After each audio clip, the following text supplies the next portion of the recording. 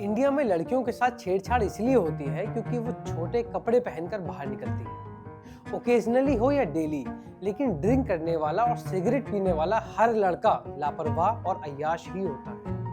जो लड़कियां सिगरेट पीती हैं और ड्रिंक करती हैं, वो बर्बाद किस्म की लड़कियां होती हैं। जो लड़कियां ज्यादा लड़कों के साथ घूमती हैं, उनके साथ ही गलत हरकतें होती हैं। 30-32 साल का होने के बाद भी अगर किसी लड़के या लड़की की शादी नहीं हो रही है, इसका सीधा मतलब तो ये है कि उसके कैरेक्टर में ही कुछ प्रॉब्लम है।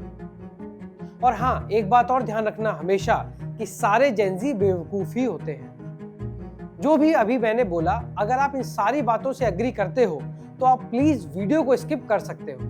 लेकिन अगर आपको इनमें से एक भी बात अच्छी नहीं लगी तो प्लीज मेरी बात पूरा खत्म होने के बाद ही आगे बढ़िएगा।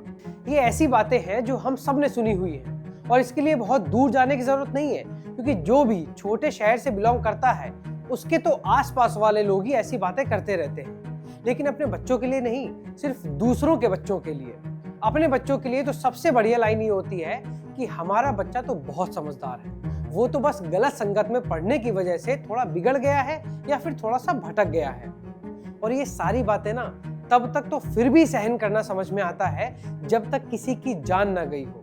लेकिन इस बार नोएडा अथॉरिटी, नोएडा के जिलाधिकारी और यूपी पुलिस ने सारी हदें पार कर दी हैं। बिल्कुल साफ नजर आ रही अपनी नाकामयाबी, लापरवाही और भ्रष्टाचार को छुपाने के लिए एक 27 साल के लड़के को नशेबाज और लापरवाह घोषित कर दिया गया है। कि उसकी मौत इसलिए थोड़ी ना हुई है कि रोड के सामने 2 मंजिला गहरा गड्ढा था और सामने कोई दीवार, बैरिकेडिंग या चेतावनी नहीं लगी थी, बल्कि इसलिए हुई कि काफी देर पहले उसने 1-2 पैग लगाए थे, जिसकी वजह से उसका एक्सीडेंट हो गया। अगर आप अभी भी मेरे साथ बने हुए हैं तो मेरी आपसे रिक्वेस्ट है कि इस पूरी बात को ध्यान से सुने, और सिर्फ सुने नहीं बल्कि जो भी सपोर्ट हो सके वो उस लड़के की फैमिली को जरूर दें। पहले तो मैं आपको बस थोड़ा सा बता देता हूँ कि बात क्या है, फिर समझाऊंगा कि कैसे एक जेंजी की हत्या के बाद अब उसे बदनाम भी किया जा रहा है। और कौन कर रहा है? वही लोग जो मेरी शुरुआत में बताई गई स्टीरियोटाइप बातों को सच मानते हैं। दरअसल इस पूरे इंसिडेंट की शुरुआत हुई नोएडा के सेक्टर 150 से, जहां 27 साल के एक इंजीनियर की पानी में डूबने से मौत हो गई। और याद रखना कि ये सिर्फ एक कहानी नहीं है, बल्कि ये कहानी सड़क पर चलने वाले किसी भी व्यक्ति की, यानी कि मेरे और आपके किसी के साथ भी कभी भी हो सकती है। फिर चाहे आप पैदल चल रहे हो या फिर किसी गाड़ी में जा रहे हो। 16 जनवरी की रात एक यंग इंजीनियर जिसका नाम युवराज मेहता था, वो अपनी कार में गुड़गांव से अपने ऑफिस से घर लौट रहा था। उस समय रात के 12 बजे थे। कड़ाके की सर्दी पड़ रही थी और चारों तरफ घना कोहरा छाया हुआ था, जिससे सड़क पर कुछ भी दिखाई नहीं दे रहा था। घर से कुछ ही दूर पहले एक मोड़ पर उनकी कार करीब 60 फुट गहरे पानी के गड्ढे में गिर गई। ये गड्ढा एक बिल्डिंग की बेसमेंट के लिए बनाया गया था, लेकिन वह बिल्डिंग अभी तक बनी नहीं थी और अंडर कंस्ट्रक्शन थी। क्योंकि यहाँ पर बेसमेंट बनना था, इसलिए उस बेसमेंट के लिए इतना बड़ा गड्ढा खोदा गया और इसमें नाले का पानी भर गया था, जिससे ये गड्ढा एक तरह का बड़ा सा तालाब बन गया। जब युवराज की कार पानी में गिरी तो शुरुआत में कार पूरी तरह से पानी में नहीं डूबी थी। युवराज अपनी जान बचाने के लिए कार की छत पर आकर बैठ गया और उसने अपने पिता को वहां से फोन किया। उसने कहा कि पापा, मुझे बचा लीजिए, मैं मरना नहीं चाहता। युवराज के पिता ने तुरंत पुलिस को फोन किया और खुद भी मौके पर पहुंच गए। वो सामने खड़े थे और अपने बेटे को डूबते हुए देख रहे थे। पुलिस के आने के बाद फायर ब्रिगेड की टीम, एनडीआरएफ और एसडीआरएफ की टीमें भी वहां पर पहुंच गई। रात 12 बजे से लेकर करीब 2 बजे तक युवराज अपनी कार की छत पर बैठकर लगातार मदद के लिए चिल्लाता रहा। अपने मोबाइल फोन की फ्लैश लाइट ऑन करके लोगों को बताता रहा कि वो पानी में इस समय कहां पर फंसा हुआ है, उनकी सही लोकेशन क्या है, और कहता रहा कि बस मुझे आकर बचा लीजिए। इस दौरान उनकी कार धीरे धीरे पानी में डूबती जा रही थी और समय खत्म हो रहा था। लेकिन ठंडे पानी और अंधेरे को देखकर बचाव दल की तरफ से कोई भी पानी में उतरा नहीं और धीरे धीरे ये 27 साल का युवराज पानी में समा गया और कुछ देर के बाद उसकी सांसें बंद हो गई।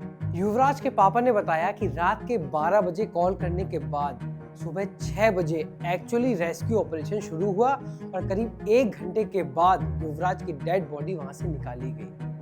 पोस्टमार्टम रिपोर्ट में पता चला कि युवराज मेहता की मौत दम घुटने और कार्डियक अरेस्ट से हुई। मतलब उसके शरीर में पानी भर गया था और उसका दम घुट गया।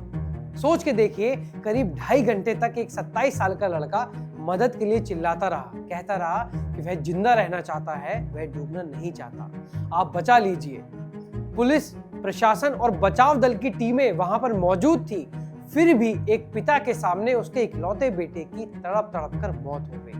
अगर सिस्टम ने, प्रशासन ने, व्यवस्था ने थोड़ा भी सपोर्ट किया होता तो उनके बेटे की जान बच सकती थी, लेकिन उन्होंने वो तो नहीं किया और अब जो कर रहे हैं वो और भी ज्यादा घटिया और इंसानियत के नाम पर धब्बा है।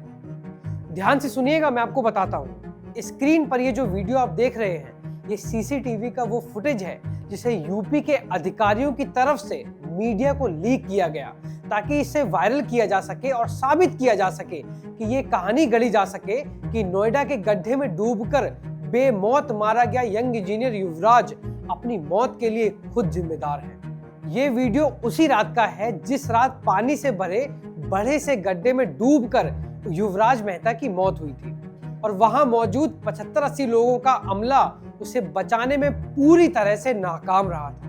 बल्कि गवाहों की माने तो किसी ने उसे बचाने की कोशिश की ही नहीं थी। अब जब युवराज की मौत पर बवाल मचा है तो पूरे सिस्टम की पोल खुल गई है।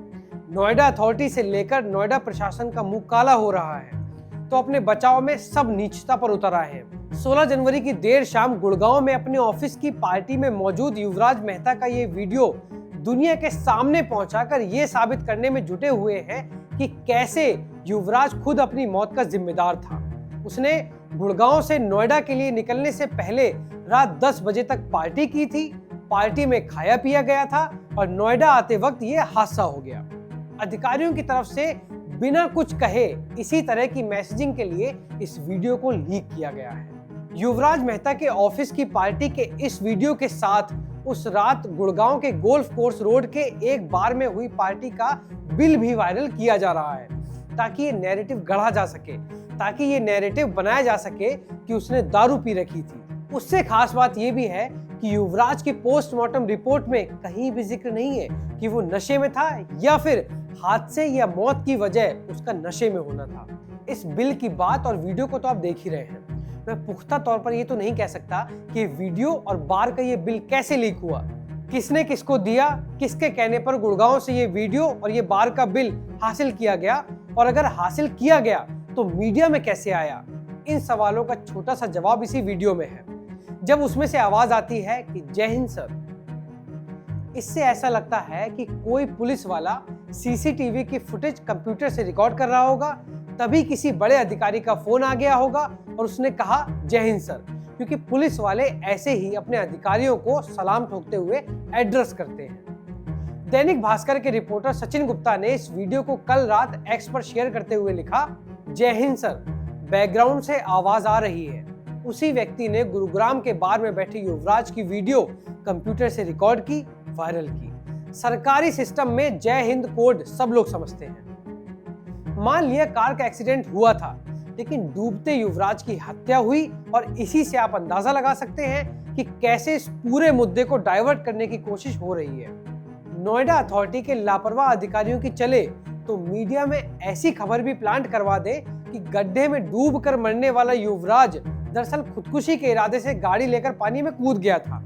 बचाने के लिए तो पूरा महकमा पहुंच गया था, लेकिन वो खुद डूबने की जिद ठान के बैठा रहा कि मैं तो डूबकर ही मरूंगा और मैं तो मरकर ही रहूंगा। एनडीआरएफ, एसडीआरएफ, फायर ब्रिगेड समेत सारे गोताखोर और पुलिस वाले अपनी जान जोखिम में डालकर युवराज को बचाने में जुटे थे, लेकिन युवराज ही था जो अपनी कार समेत पानी में डूबकर मरना चाहता था। सिस्टम का कोई कसूर नहीं है, उसे नहीं बचा पाने वालों का भी कोई कसूर नहीं है, गड्ढा खोदकर छोड़ने वालों का कोई कसूर नहीं है, उस बिल्डर का जिसने गड्ढा खोदकर छोड़ दिया उसका भी कोई कसूर नहीं है। यही तो इसका मतलब है। कल भी जब मैं वहां पर गया तो मैंने देखा कि इन्वेस्टिगेशन टीम कुछ तो ऐसा निकालने की कोशिश कर रही है जिससे कि पूरा का पूरा जिम्मेदार खुद युवराज को ही बना दिया जाए। कोई इंची टेप निकालकर सड़क नाप रहा था तो कोई स्पीड का अंदाजा लगाने की कोशिश कर रहा था। क्या करना चाहते हो भाई? क्या है जो समझ में नहीं आ रहा है? गवाहों से पूछ लो ना, लोग थे ना वहां पर उस टाइम पे।